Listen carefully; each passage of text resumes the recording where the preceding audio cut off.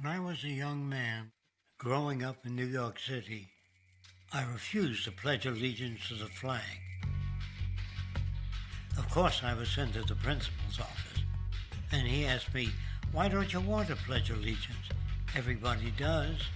I said, "Everybody once believed the earth was flat, but that doesn't make it so."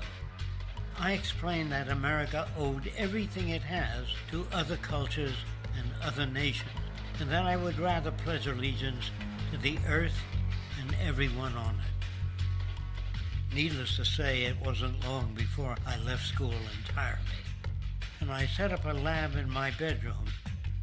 There I began to learn about science and nature. I realized then that the universe is governed by laws, and that the human being, along with society itself, was not exempt from these laws. Then came the crash of 1929, which began what we now call the Great Depression.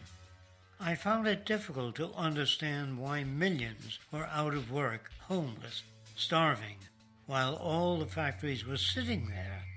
The resources were unchanged. It was then that I realized that the rules of the economic game were inherently invalid.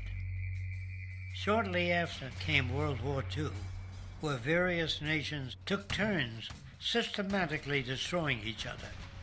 I later calculated that all the destruction and wasted resources spent on that war could have easily provided for every human need on the planet.